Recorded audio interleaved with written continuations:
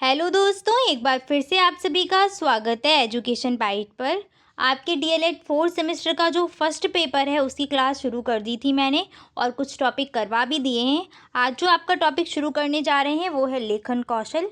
Class शुरू करने से पहले आपसे कुछ चीज़ मैं डिस्कस कर लूँ। आप लोग काफ़ी कमेंट कर रहे थे कि मैम क्लास रेगुलर नहीं हो पा रही हैं, बहुत डिसअपॉइंट है मैं आपसे, इस बार आप क्लास रेगुलर नहीं कर रही हैं। तो देखिए, कुछ परेशानियां चल रही थी जिनके कारण आपकी जो क्लास है वो रेगुलर नहीं हो पा रही थी, लेकिन अब जो आपकी क्लासेस रहेंगी वो रेगुलर रहेंगी। और साथ साथ जो साइंस और इंग्लिश के लिए आप लोग परेशान हो रहे हैं तो परेशान मत होइए, कल से आपकी साइंस और इंग्लिश की क्लास भी शुरू कर दूंगी, ठीक है। चलिए शुरू करते हैं आपका आज का टॉपिक, लेखन कौशल। तो लेखन क्या होता है? अपनी बात को लिखकर व्यक्त करना ही लेखन कहलाता है। तो जब हम अपने विचारों या भावों को लिखकर अभिव्यक्त करते हैं तो उसे क्या कहते हैं? लेखन कौशल। और लिखने की पहली सीढ़ी को क्या कहते हैं या क्या बोला जाता है? तो वो चित्रकारी। लेखन की पहली सीढ़ी क्या होती है? चित्रकारी होती है। इसीलिए महात्मा गांधी ने कहा भी है कि लिखना सिखाने से पूर्व बालकों को चित्रकला सिखानी चाहिए, क्योंकि अक्षर भी क्या है? चित्र हैं। जैसे आपने देखा होगा छोटे बच्चों को जब हम प्राइमरी स्तर पर पढ़ाते हैं ना, प्राथमिक स्तर पर, तो वहाँ पर सबसे पहले क्लास में क्या है? खड़ी रेखाएं, पड़ी रेखाएं, इस तरीके से आपकी जो स्टैंडिंग लाइन है ये सब कुछ सिखाया जाता है। ऐसे कर्व बनाना, जिससे क्या है बच्चा उनको फिर जब अक्षर बनेंगे ना का तो आराम से बनाना वो सीख जाएगा। तो यही महात्मा गांधी ने कहा है कि लिखना सिखाने से पूर्व बालकों को चित्रकारी सिखानी चाहिए।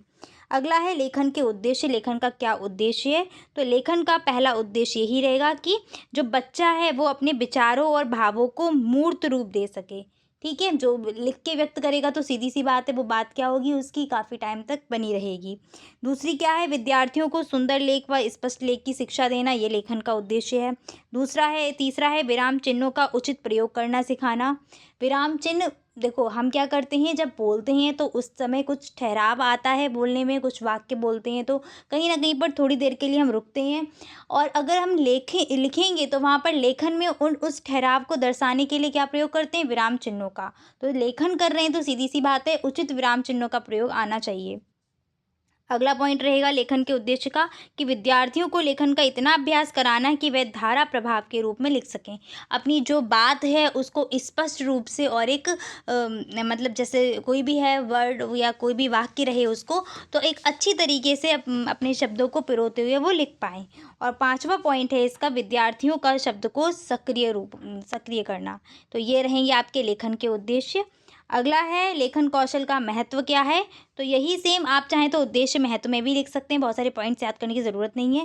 पहला इसका महत्व रहेगा कि दैनिक जीवन में विवरण रखने, जैसे घर का हिसाब किताब हो गया, इन सब को रखने के लिए भी किसका प्रयोग करना पड़ता है? लिखित भाषा का। तो ये लेखन का महत्व हो जाएगा। दूसरा क्या है? लेखन कौशल से रचनात्मकता बढ़ती है। आप उद्देश्य में भी लिख सकते हैं किसका विकास करना? सृजनात्मकता का विकास करने में भी क्या है? लेखन का महत्व है, ठीक है। तीसरा पॉइंट रहेगा इसके महत्व का, विचारों को व्यवस्थित करने में मदद करता है लेखन कौशल। और फोर्थ पॉइंट रहेगा लॉजिकल थिंकिंग को इम्प्रूव करने में ये मदद करेगा, तर्कात्मक बोल सकते हैं, ठीक है। अगला इसका फिफ्थ पॉइंट है व्याकरण व शब्दावली में सुधार करना। ये दोनों ही पॉइंट आपके एक पॉइंट इसमें ऐड कर सकते हो, सीधे सीधे शब्दकोश में वृद्धि करना, ठीक है। यहाँ पर भी आप लिख सकते हैं, इसको इजी कर दीजिए, शब्दकोश में वृद्धि करना, और फिफ्थ पॉइंट इसमें भी महत्व में भी कर सकते हैं। अगला है आपका लेखन संबंधी अशुद्धियों को दूर करने का उपाय। ये क्वेश्चन आपने हिंदी में फर्स्ट सेमेस्टर में शायद पढ़ा भी होगा, जो आपका इस तरीके से आया था, वर्तनी संबंधी अशुद्धियाँ दूर करने के उपाय बताइए, ठीक है। वर्तनी संबंधी या लेखन संबंधी अशुद्धियाँ क्यों होती हैं? तो इसका पहला जो प्रभाव रहेगा वो क्षेत्रीय भाषाओं का प्रभाव रहता है, जिनकी वजह से लेखन संबंधी अशुद्धियाँ रहेंगी। अब इनको दूर करने का उपाय क्या है? अच्छा, इन अशुद्धियों के कारण एक बार फटाफट से देख लो। एक तो आप क्षेत्रीय भाषा का प्रभाव लिख सकते हैं, दूसरा क्या आ जाएगा इसमें? अशुद्ध उच्चारण भी आ जाएगा।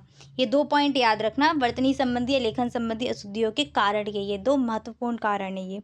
अब इनके उपाय देख लेते हैं, इनको दूर करने का उपाय। पहला है शुद्ध उच्चारण। हम सभी जानते हैं कि हिंदी जो है ऐसी भाषा है, इसमें जो बोलते हैं वही लिखा जाता है। इंग्लिश की तरह नहीं है कि बोल कुछ और रहे हैं लिख कुछ और है। जैसे नी हो गया तो वहाँ पर के साइलेंट होता है, ठीक है। नॉलेज कह रही हूँ मैं, नेचर हो गया, तो कुछ ऐसे वर्ड्स हैं ना कि बोले कुछ और जा रहे हैं, लिखा कुछ और जा रहा है वहाँ पर। ऐसा हिंदी में नहीं होता, हिंदी में जो बोलते हैं वही लिखते हैं। इसलिए मतलब बच्चे को उचित उच्चारण आना चाहिए। शुद्ध उच्चारण करेगा तो अपने आप वो क्या है? शुद्ध लेखन भी करेगा। दूसरा है सुलेख का अभ्यास कराते रहना। तीसरा है व्याकरण के नियमों का ज्ञान कराना, जैसे बहुवचन हो गया, कहाँ पर बहुवचन भी, जैसे मछलियाँ वगैरह हो गया, तो इसको लिखने में बच्चे काफ़ी सारी अशुद्धियाँ करते हैं। जैसे मछली से मछलियाँ बना, तो ये सब जो है बहुवचन बनाना और अव्यय संबंधी जो अशुद्धियाँ हैं, व्याकरण के जो नियम है इनका ज्ञान कराना। साथ साथ चौथा पॉइंट है शारीरिक दोषों का उपचार करना। जैसे कुछ बच्चे ऐसे होते हैं ना कि श्रवण दोष है उनको, या वाणी में दोष है, कुछ अशुद्ध उच्चारण कर रहे हैं, तो ऐसा शारीरिक दोष भी हो सकता है जिसकी वजह से वो अशुद्ध उच्चारण कर रहे हो, तो उसका भी जो भी हो उनका निवारण कराना चाहिए, उपचार कराना चाहिए।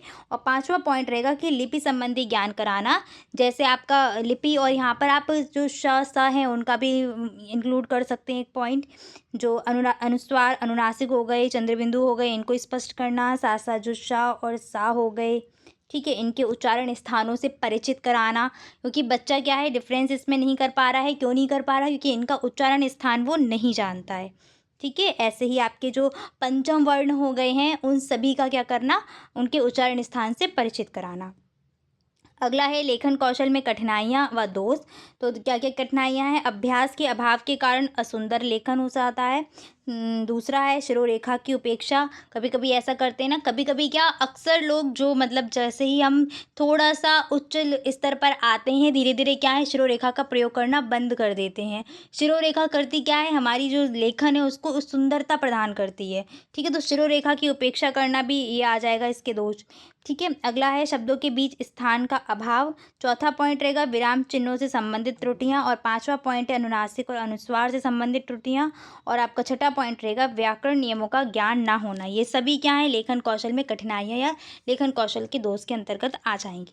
ठीक है, तो लेखन कौशल में आपका बस इतना ही था। अगला टॉपिक आपका वर्ण रहेगा। ये ऐसा है ना पेपर जिसमें पूरी की पूरी आपको हिंदी दी गई है, हिंदी के सारे टॉपिक हैं, और उसके बाद आपका जो मैथ्स का रहेगा वो टॉपिक शुरू हो जाएंगे। ठीक है, एक तरीके से जो हिंदी की आपके विराम चिन्ह हो गए, वर्ण हो गए, स्वर, व्यंजन, सब सारा का सारा आपको इस पेपर में पढ़ना पड़ेगा। चलिए, तो आज इतना ही रखते हैं, फिर मिलेंगे आपकी अगली क्लास में। Thanks for watching and please like share and subscribe my channel. Bye, take care.